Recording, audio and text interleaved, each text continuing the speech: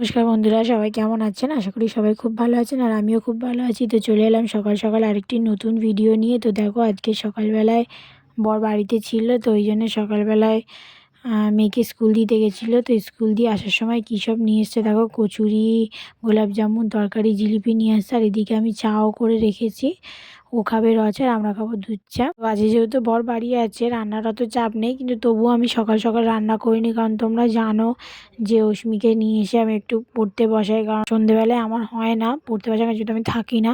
তো তারপরে বাড়ির সামনে একটু সবজিওয়ালা এসেছিলো, তো ওই জন্য গেলাম। শীতকালে তো সবজি দেখেই লোভ লাগে, আর সবুজ সবুজ সবজি দেখে তো লোভ লাগছিলো, ওই জন্য গেলাম দৌড়ে। একটু পেঁয়াজ কুলি নিলাম, একটু শিম নিলাম। আর এবছর তেমন শাক আলু খাওয়া হয়নি, তো একটু শাক আলু দেখে কয়েকটা শাক আলুও নিলাম।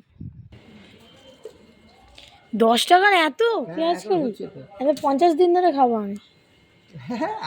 কড়াতে দিলে না, কড়াতে দিলে তখন ভাববে যা সস্তা হয়েও এইটুকু।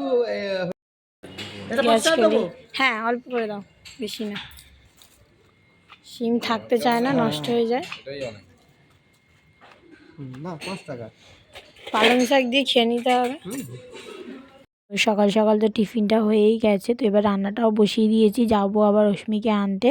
তো আজকে রান্না করছি একটু কলমি শাক ভাজা।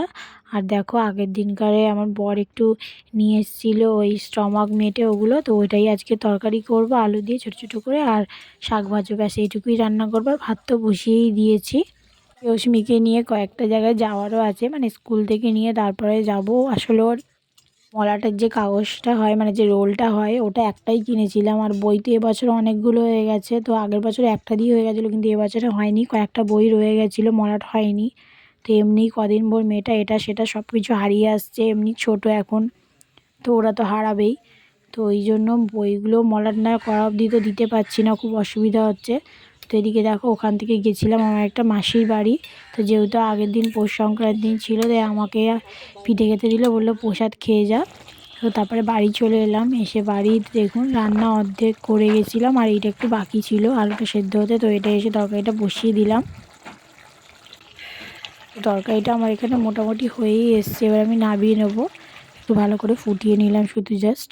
তো তারপরে খাওয়া দাওয়া করে দেখো এখানে আমি একটু শাক আলু খেতে বসলাম। আমাদের কার কার শাক আলু খেতে ভালো লাগে প্লিজ কমেন্টে জানিও, আমার তো খুব ভালো লাগে। তো তারপরে চলে এলো বিকেলবেলার চা, গরম গরম, আর মাখনা ভাজা আর বিস্কিট। আর তারপরে কাজ থেকে বেরিয়ে একটু গেলাম একটা চপার বোর্ড কিনতে, সবজি কাটার, আমার জন্য না, আমার সাথে যে কাজ করি বান্ধবীটার জন্য।